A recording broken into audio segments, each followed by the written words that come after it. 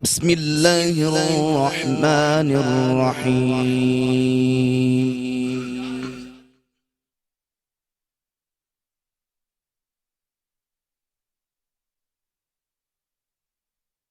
والضحى والليل إذا سجى ما ودعك ربك وما قلى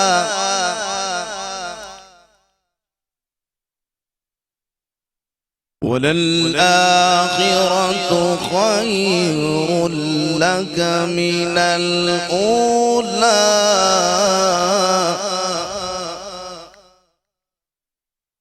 ولسوف يعطيك ربك فترضى ألم يجدك يتيما فآوى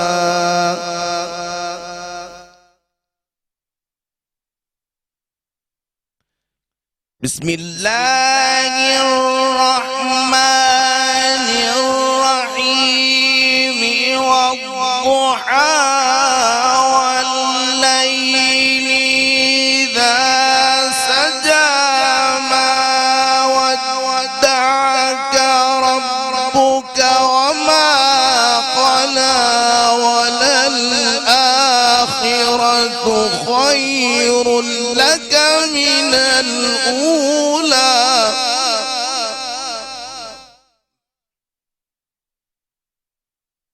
ولسوف يعطيك ربك فترضى ألم يجدك يتيما فآوى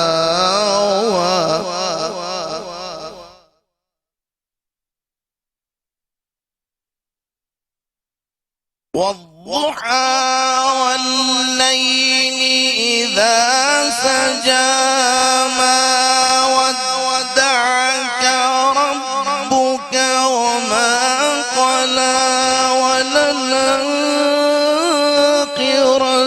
خير لك من الأولى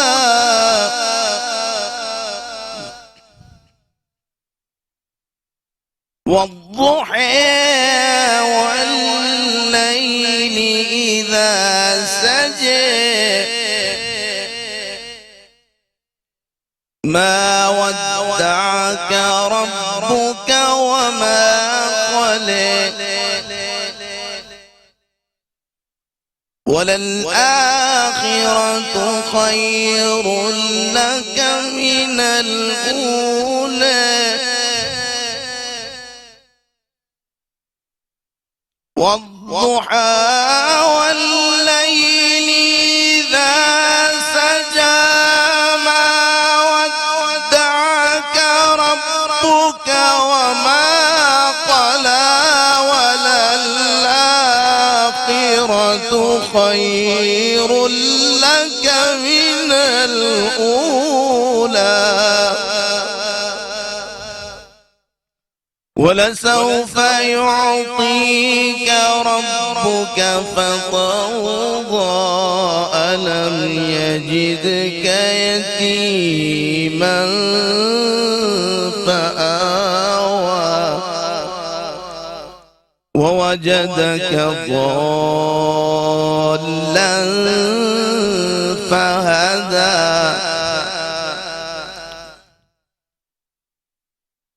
ووجدك عائلا فأغنى فأما اليتيم فلا تقهر وأما السائل فلا تنهر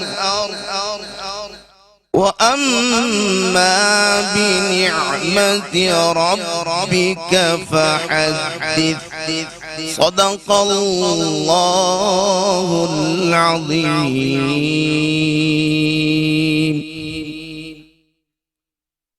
شروع اللہ کے نام سے جو بڑا مہربان اور نہایت رحم کرنے والا ہے۔ قسم ہے چاشت کے وقت کی، اور قسم ہے رات کی۔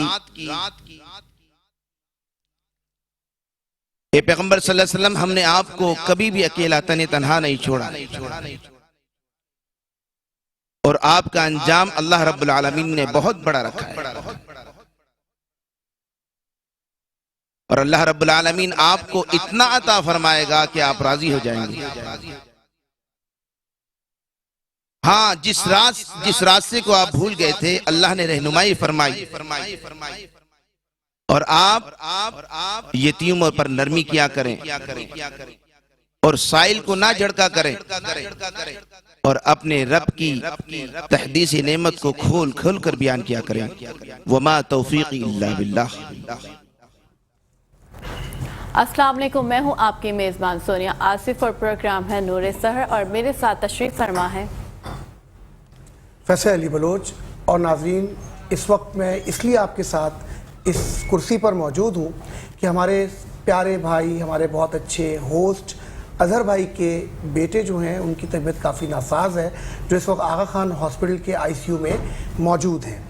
ہمارے ساتھ اس وقت موجود ہیں علامہ عبدالخالق فریدی صاحب، اور میں علامہ صاحب سے گزارش کروں گا کہ سب سے پہلے وہ ان کی صحتیابی کے لیے دعا فرمائیں۔ علامہ صاحب پلیز دعا ہو جائے۔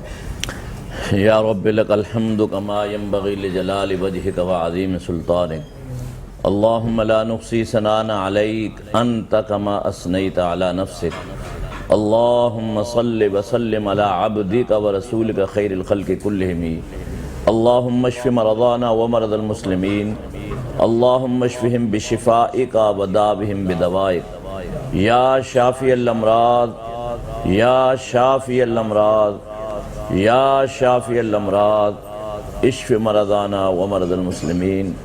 رب العالمین ہمارے اظہر بھائی کے صاحبزادے کو جلد از جلد صحت یاب فرما، اور اسے شفائے کاملہ عاجلہ مستمرہ دائمہ شافیہ کافیہ عطا فرما۔ سبحان ربک رب العزت عما یصفون، وسلام علی المرسلین، والحمد للہ رب العالمین۔ آمین سمین۔ اور جی ناظرین، اس کے ساتھ میں آپ کا تعارف کرواتی چلوں اپنے نعت خواں سے، سید احمد مدنی صاحب سے، اور ان سے گزارش کروں گی کہ وہ حمد باری تعالیٰ جو ہے وہ پیش کریں۔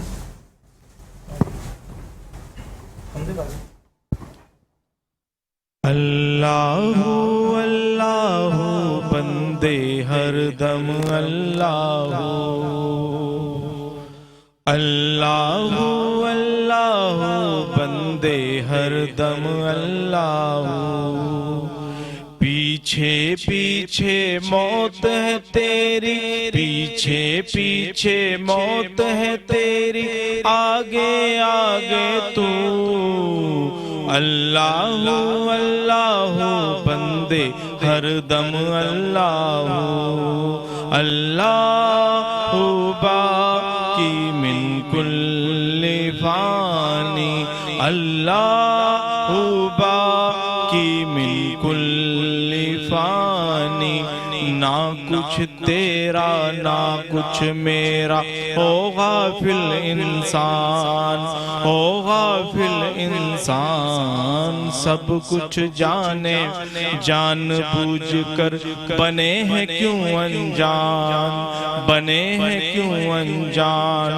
دارا اور سکندر جیسے شہنشالی شان، لاکھوں من مٹی میں سو گئے بڑے بڑے سلطان، تیری کیا اوقات ہے بندے، کچھ بھی نہیں ہے تو، اللہ اللہ بندے ہر دم اللہ، پیچھے پیچھے موت ہے تیری، پیچھے پیچھے موت ہے تیری، آگے آگے تو، اللہ اللہ بندے ہر دم اللہ۔ سبحان اللہ، سبحان اللہ۔ سید مدنی صاحب جو مدت سرائی کر رہے تھے رب باری تعالیٰ کی، میں اس وقت اظہر بھائی سے خیریت دریافت کرنا چاہوں گا ان کے صاحبزادے کی کہ ان کی اب طبیعت کیسی ہے اور وہ کس کنڈیشن میں ہے۔ بسم اللہ الرحمن الرحیم۔ فیصل علی بلوچ صاحب اور سونیا آصف صاحبہ، میں بے انتہا ممنون ہوں علامہ عبدالخالق فریدی صاحب کا بھی، کہ جنہوں نے اتنی محبت کے ساتھ، اتنی شفقت کے ساتھ میرے بیٹے کے لیے دعا فرمائی۔ اور کہا جاتا ہے فیصل بھائی کہ دعا مومن کا ہتھیار ہے، بے شک اور علامہ صاحب نے یہ دعا جس لہجے اور دل کے ساتھ فرمائی ہے، اور اس میں اللہ رب العزت کے ساتھ جو وابستگی ہمیں محسوس ہوئی، اس پر مجھے پوری امید ہے کہ انشاءاللہ بہت جلد انشاءاللہ میں آپ کو اور اپنے ناظرین کو یہ خوشخبری سنا رہا ہوں گا کہ میرا بیٹا صحت یاب ہو چکا ہے۔ انشاءاللہ انشاءاللہ۔ بہت شکریہ۔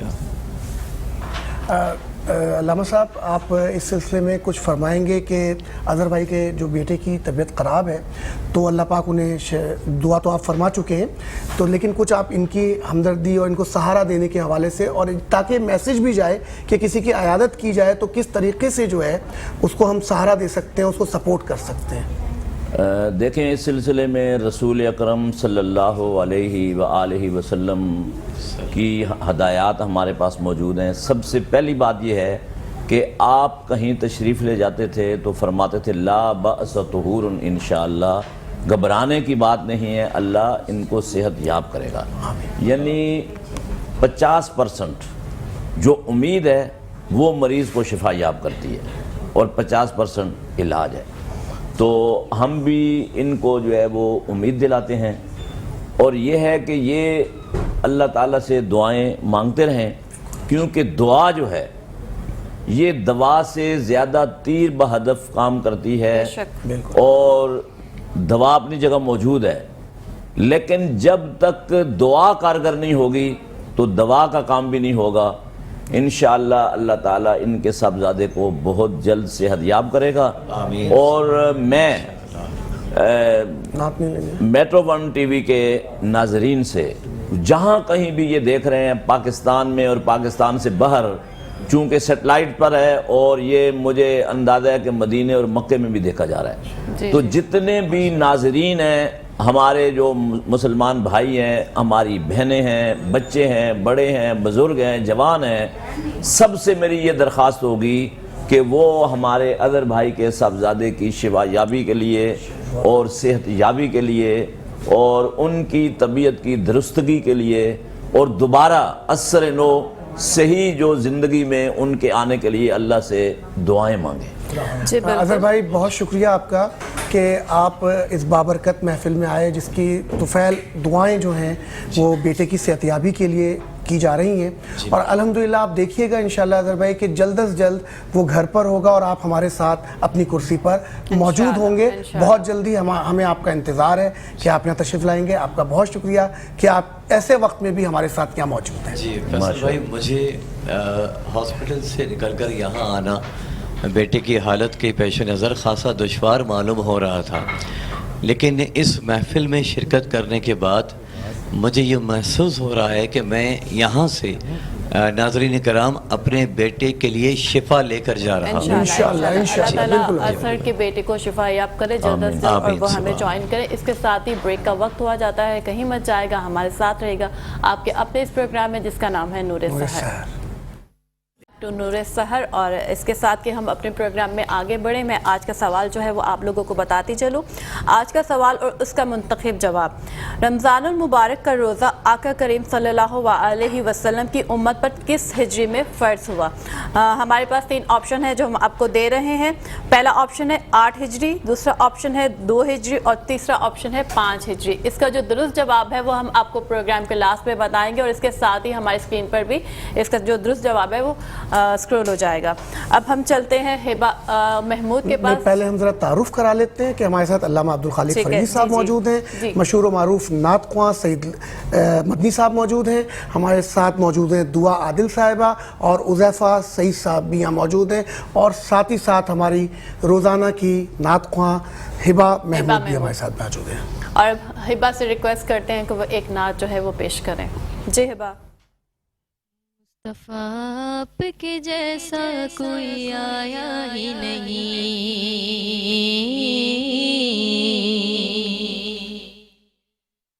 مصطفیٰ آپ کے جیسا کوئی آیا ہی نہیں، مصطفیٰ آپ کے جیسا کوئی آیا ہی نہیں، کوئی آیا ہی نہیں، تبھی کیسے جب اللہ نے بنایا ہی نہیں، تبھی کیسے جب اللہ نے بنایا ہی نہیں، مصطفیٰ آپ کے جیسا کوئی آیا ہی نہیں، کوئی آیا ہی نہیں،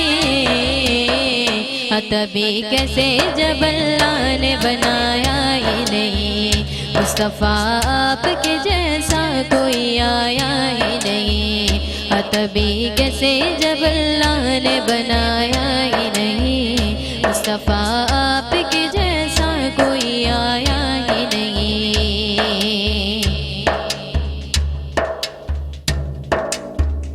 کوئی ثانی نہ ہے رب کا نہ میرے آقا کا، کوئی ثانی نہ ہے رب کا نہ میرے آقا کا، کوئی ثانی نہ ہے رب کا نہ میرے آقا کا، نہ میرے آقا کا، ایک کا جسم نہیں ایک کا سایہ ہی نہیں، ایک کا جسم نہیں ایک کا سایہ ہی نہیں، تبھی کیسے جب اللہ نے بنایا ہی نہیں، مصطفیٰ آپ کے جیسا کوئی آیا ہی نہیں، جب کہا قبر میں سرکار نے یہ میرا ہے، جب کہا قبر میں سرکار یہ میرا ہے، جب کہا قبر میں سرکار نے یہ میرا ہے، یہ میرا ہے، پھر فرشتوں نے مجھے ہاتھ لگایا ہی نہیں، پھر فرشتوں نے مجھے ہاتھ لگایا ہی نہیں، تبھی کیسے جب اللہ نے بنایا ہی نہیں، مصطفیٰ آپ کے جیسا کوئی آیا ہی نہیں،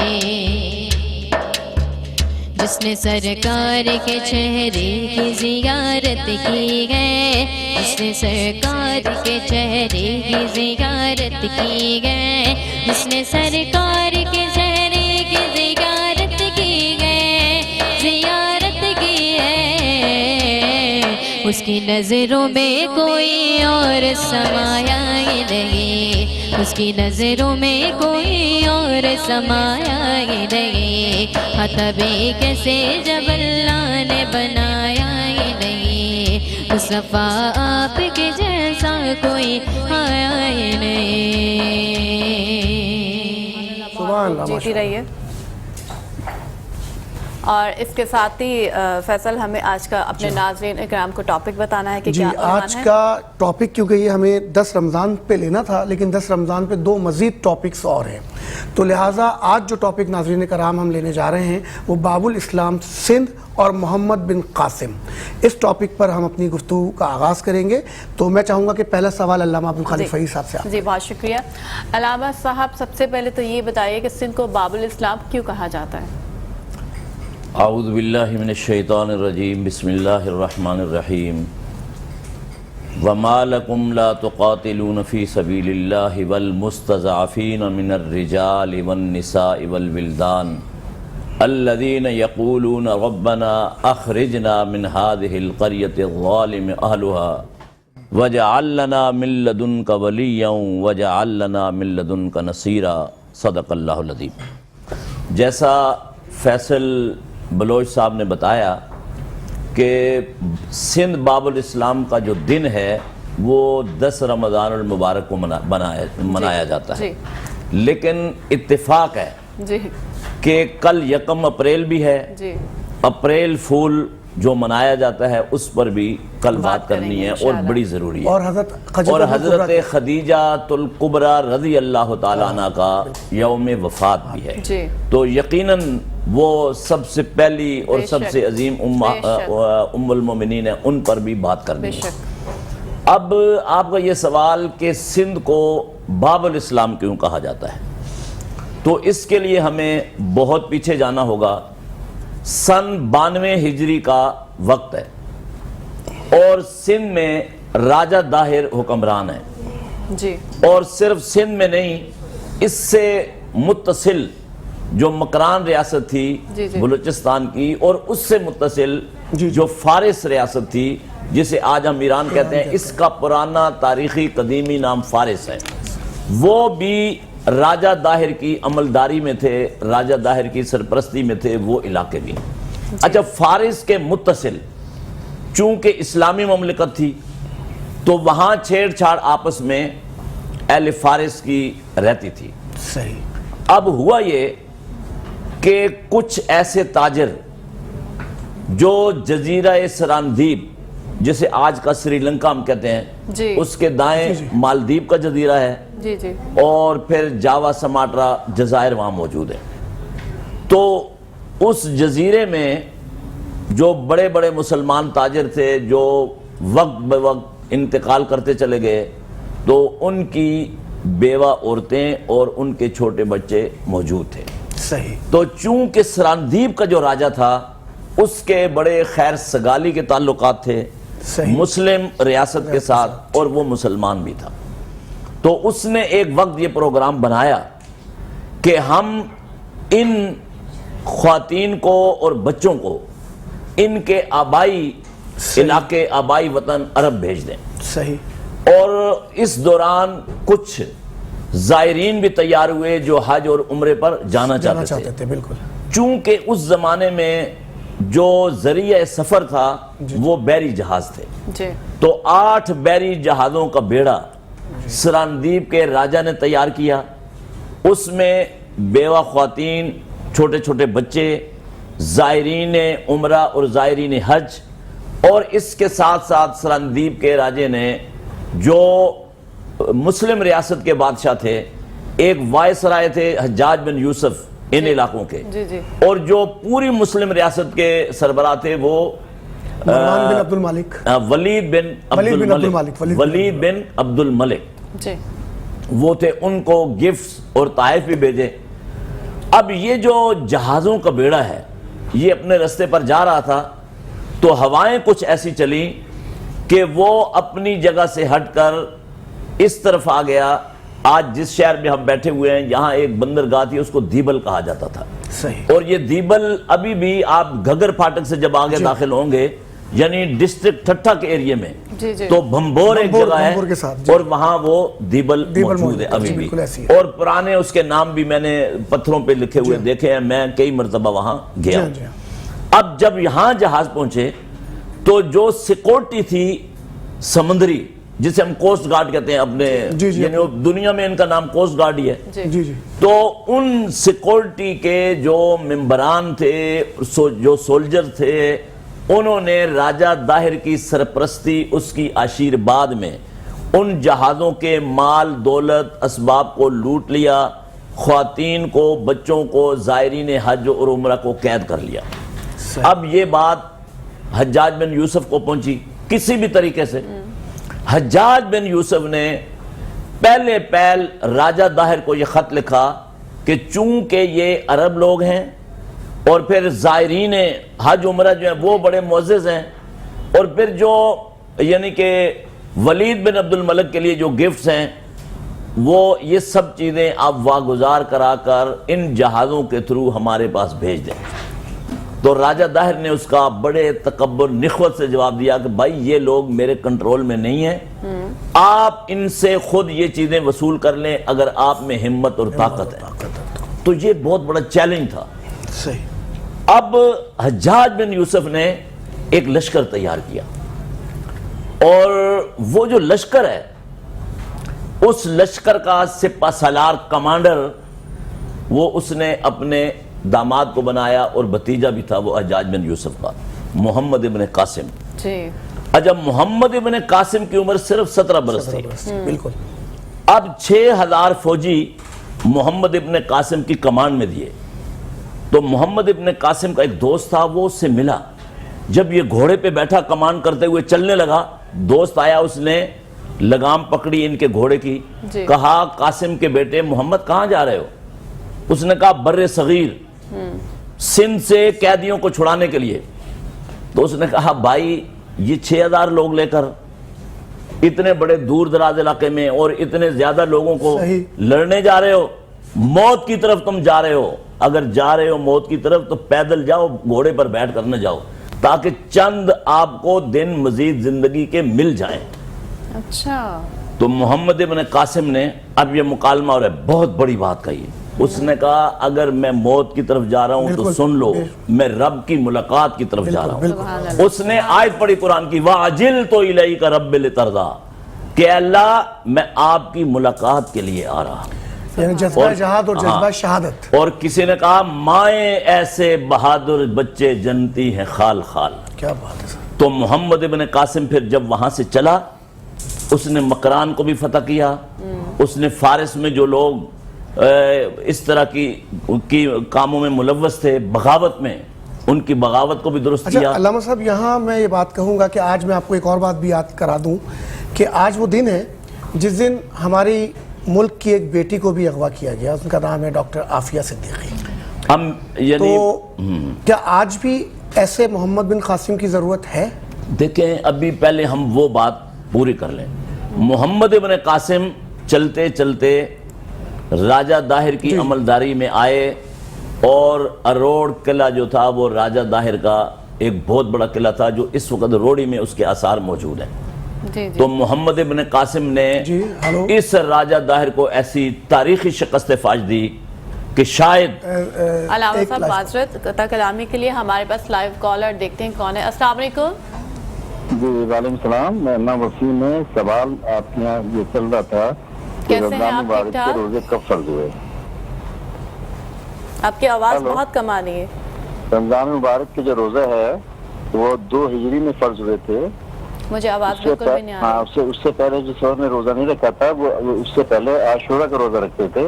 اس کے بعد عاشورہ کا روزہ. ٹھیک ہے, آخر میں ہم بتائیں گے کہ سوال کا جواب درست ہے یا غلط ہے, لیکن انہوں نے جواب دیا ہے ہمیں کہ 2 ہجری میں جو ہے وہ روزے فرض ہوئے تھے, تو اس کو ہم آخر میں ڈسکس کرتے ہیں. جی جی جی جی علامہ. تو محمد ابن قاسم نے اس کو فتح کر کے وہاں پر امن و امان اور سارے معاملات کو درست کیا, اور وہ جو جہاز تھے ان کو واگزار کرایا. اب یہاں پر ایک بہت بڑا سوال پیدا ہوتا ہے, جس کا پروپیگنڈا سامراج سے ہم سنتے چلے آ رہے ہیں جی, اور مجھے کبھی کبھی حیرانگی ہوتی ہے کہ ہمارے ہاں جو کم علم لوگ ہیں وہ اس کا جواب نہیں دے پاتے. بات یہ ہے کہ محمد ابن قاسم نے مظلوموں کو چھڑانے کے لیے ایکشن لیا تھا, اور ابھی آپ نے ایک اور مظلوم بیٹی کا ذکر کیا, اس پر بھی ہم آئیں گے. تو محمد ابن قاسم کا اتنا استقبال ہوا ہے تمام علاقوں کے اندر, یہاں تک کہ ملتان تک. اور یہ بھی میں آپ کو کہوں کہ اس وقت صوبہ سندھ جو تھا اس کی سرزمین ملتان تک تھی, بالکل بہت آگے تک تھا. یہ تو ابھی جا کے ملتان کو الگ کیا گیا تھا. محمد ابن قاسم نے 3 بنیادی اصول بنائے تھے اس ریاست کو فتح کرنے کے بعد. سب سے پہلی بات یہ ہے کہ کوئی جبرن کسی کو مسلمان نہیں کرے گا. علامہ صاحب ابھی گفتگو کا سلسلہ ہم یہیں سے جاری کریں گے. وقت ہوتا ہے ناظرین ایک چھوٹے سے وقفے کا, وقفے کے بعد ہم دوبارہ آپ سے ملتے ہیں. کرام, ایک دفعہ پھر سے آپ کو ویلکم کرتے ہیں اپنے اس پروگرام میں جس کا نام ہے نور سحر, اور چلتے ہیں علامہ صاحب کی طرف اور ان سے ایک سوال پوچھتے ہیں. علامہ صاحب, کسی مظلوم انسان کی مدد کرنا, اس بارے میں جو شرع ہے, شریعت اسلامیہ میں کیا رہنمائی ہے؟ اعوذ باللہ من الشیطان الرجیم, بسم اللہ الرحمن الرحیم. وما لکم لا تقاتلون فی سبیل اللہ والمستضعفین من الرجال والنساء والولدان. میں نے پہلے کوسچن کے آغاز میں بھی یہ قرآن کی آیت پڑھی تھی, سورہ نساء میں ہے جی. اس میں اللہ رب العالمین فرما رہے ہیں کہ آپ کو کیا ہو گیا ہے, آپ ان لوگوں کے لیے سٹرگل نہیں کرتے, جدوجہد نہیں کرتے جو کمزور لوگ ہیں, وہ یعنی کمزور مرد ہوں یا خواتین ہوں یا بچے ہوں, جو یہ کہتے ہیں کہ اے اللہ ہمیں ظالموں کی بستی سے نجات عطا فرما اور کسی کو ہمارا مددگار بنا دے اور ہمارا ساتھی بنا دے.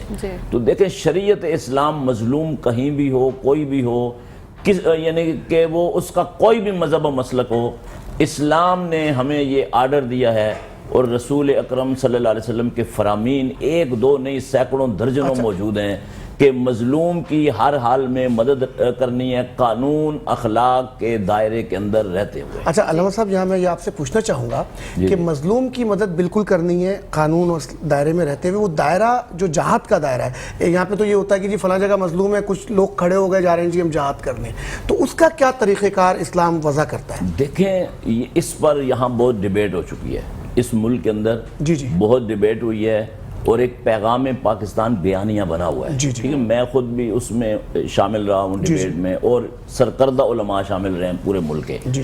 بات یہ طے ہوئی ہے کہ جہاد کی جو اناؤنسمنٹ ہے وہ ریاست کرے گی، اور ریاست کی یہ ذمہ داری ہے، ریاست اگر چاہے گی تو آپ کو بھیجے گی، از خود جو لوگ کھڑے ہو جاتے ہیں۔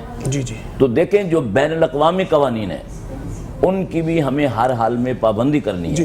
ہاں آپ ان کی اخلاقی مدد تو کر سکتے ہیں، آواز اٹھا سکتے ہیں، جیسے ہم اہل کشمیر کے لیے اٹھاتے ہیں، جیسے ہم فلسطین کے لیے اٹھاتے ہیں، جیسے دنیا میں اور جہاں جہاں مظلوم ہیں ان کے لیے آواز اٹھاتے ہیں، لیکن اس طرح فرد کا نکلنا، افراد کا نکلنا، گروہوں کا نکلنا یہ درست نہیں ہے، اور پیغام پاکستان کا بیانیہ جو ہے وہ بالکل واضح ہے، اس میں بڑے بڑے علماء کے دستخط ہیں۔ ماشاءاللہ علامہ صاحب، آپ نے جو ہے جس طریقے سے اس وقت ہمارے ناظرین کو بتایا کہ جہاد کرنے کے لیے ضروری ہے کہ ہم ایک ریاست کے اعلان کے ساتھ جہاد کریں، انفرادی طور پہ یا چند گروہ مل کر کے اس عمل کو ترتیب نہیں دے سکتے، جہاد ریاست ہی کے احکامات کے تحت ہو۔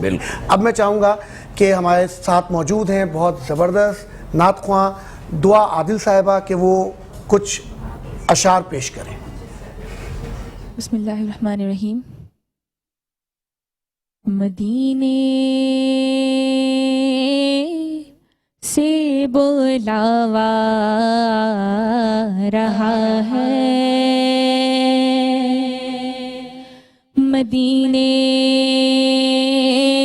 سے بلاوا رہا ہے،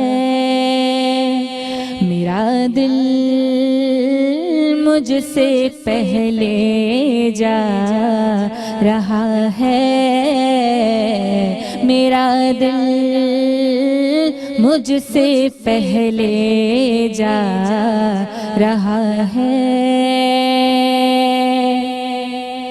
میرا دل بھی تو اپنے ساتھ لے جا، میرا دل بھی تو اپنے ساتھ لے جا، اکیلا کیوں مدینے جا رہا ہے، اکیلا کیوں مدینے جا رہا ہے، اور یہ چکی سیدہ کی چل رہی ہے، یہ چکی سیدہ کی چل رہی ہے، زمانہ جتنا لنگر کھا رہا ہے، زمانہ جتنا لنگر کھا رہا ہے، میرا دل مجھ سے پہلے جا رہا ہے۔ وقت ہوا ہے ایک مختصر سے وقفے کا، ملتے ہیں آپ سے ایک چھوٹے سے بریک کے بعد۔